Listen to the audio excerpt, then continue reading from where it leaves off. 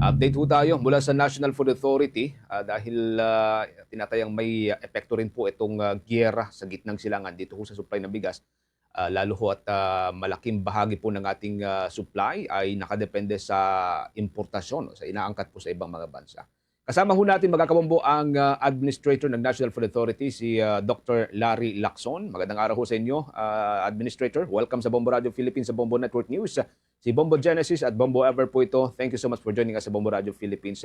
Sa kasalukuyan, meron po bang nakikita ang National Food Authority na epekto dito kung giyera sa Middle East, dito po sa stock ng bigas, dito po sa Pilipinas, as far as the NFA is concerned, Administrator? Well, as far as NFA is concerned, no, ang stocks naman natin is intact, meaning very stable, nababawasan lang na kaunti dahil we are kumbaga rolling out the Bentin bigas meron na, that's why medyo nababawasan.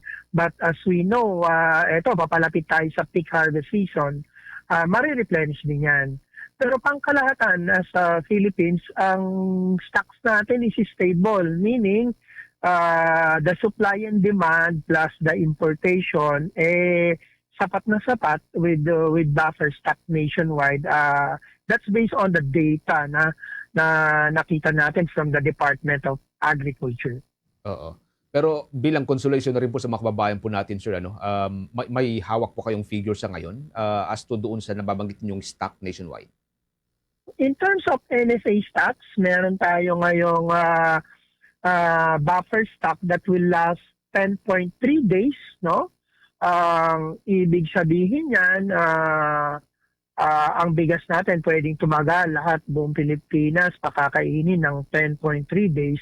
Ang milled rice na stocks natin nasa 2.6 million. At kung isasama natin pati yung mga stocks natin ng palay at magiling lahat yon, which tuloy-tuloy naman ang giling natin, nasa sa almost 9 million bags po na equivalent milled rice ang stocks ni NFA, no? NFA pa lang po 'yan. So, yung 10.3 na buffer stocking, mas mababa po ito doon sa standard na susundin ho sana ng NFA, which is 15 days, Administrator? 15 days ang nasa mandato sa atin ng balas. Dapat ma-hit mo yon. But we have to understand that last year na ipatupad yan, no? Hanggang sa ngayon, we are beefing up that stock spot to reach that 15 days buffer stock. And we will be harvesting this season and next season. There will be plenty of time. Sa ngayon lang, medyo hindi tayo aggressive mamili in the sense na ang taas ng palay ng mga traders, no? At we don't want to get in na mataas din ang bili natin, no? Pagkakasahin ka lang din kasi natin yung budget na ibinigay sa atin for palay procurement. Okay. Bombaver with your questions kay Administrator. Okay. Since yung importation po ay kadalasan pong ginagawa ito ng private traders, pero yung forecast po ng mga ekonomista ay posibleng maapektuhan din po yung supply ng imported na bigas. So kung sakali po ba, kaya ng National Food Authority na saluhin po ito? Tama yun, maapektuhan yung imported rice. Palagay ko, inevitable yun. Tataas ang presyo kung patuloy ang gera, no? Kasi tumataas na ang transportation cost, logistics. So, natural tendency niyan tataas. Kayang-kaya naman kasi free flow pa rin ang meaning when I say free flow pa rin ang importation. Tuloy-tuloy, I mean on its course, no? At within target naman yung importation. At the same time, yung forecast for local production, mukhang on target naman. Wala naman tayong naranasang bagyo or calamidad this harvest season. So, tingin ko kakayanin, no? Yun lang ang tendency, tumataas ang presyo. It's because of tumataas ang lahat. Alam mo, pag tumataas ang krudo. Pagdating naman po doon sa local harvest, as of now, kumusta po yung absorption or pagbili po mula sa atin po mga magsasaka ng NFA ngayon at ongoing po itong harvest season? Sa ngayon naman open tayo, no? But yun nga, hindi tayo ganun ka-attractive ngayon sa local farmers dahil na medyo mataas, no? yung presyo ng mga local traders. Pero we are ready to accept naman anytime na kasi luwag na rin naman ang bodega natin, patuloy pa rin nagwi-withdraw ng mga nai-auction nating bigas. So we have ample space to absorb, no, yung ating bibiling palay this season. Hindi naman po ba apektado ito pong benting bigas sa meron na program po ng gobyerno dahil po sa kakulangan po ng stock lalo ngayon at limitado pa rin po yung local harvest? Oh, yeah, oo. Sapat yan. Sa ngayon, nationwide, ang stocks natin nga, nasa 2 million at halos lahat naman ito ang market natin, yung benting bigas rice, no, yung BBM rice. Kanya sapat yan para masustain yung programa. Ang nagkakaroon lang talaga ng challenges dahil pinapalawak, yung logistical challenges ang medyo na-encounter natin. But yan naman ay nasa-solve natin through the cooperation ng lahat ng agencies ng Department of Agriculture.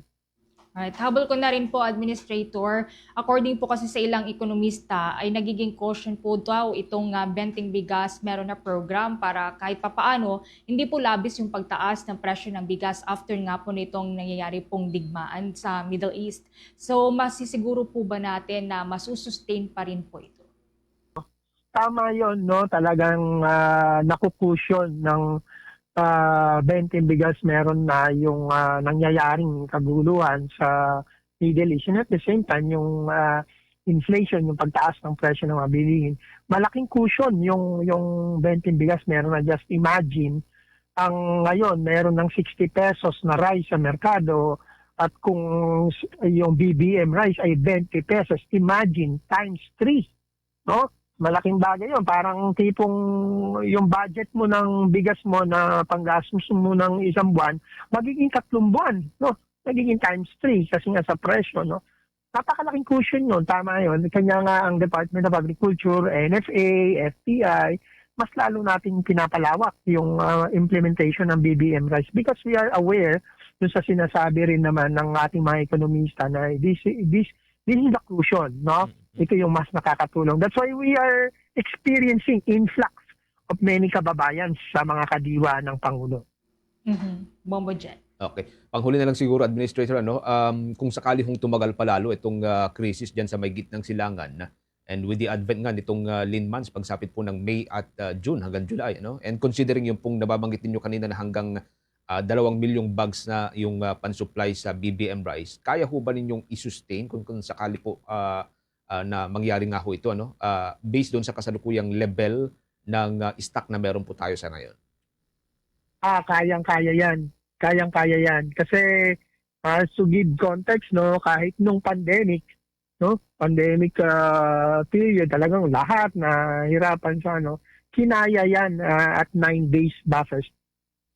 Sa kayo this is not pandemic type, no, mataas lang ang presyo. Pero ample, sufficient ang supply. So wala tayong nakikitang problema dyan. Katulad niya ng sinabi ko, 10.3 days tayo. Tapos magre-replenish tayo going towards the peak season.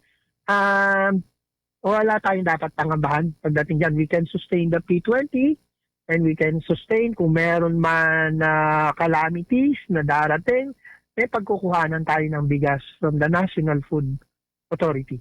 Okay. Administrator, maraming salamat. Thank you so much for joining us ngayong umagang ito. Ingat-ingat po kayo, sir.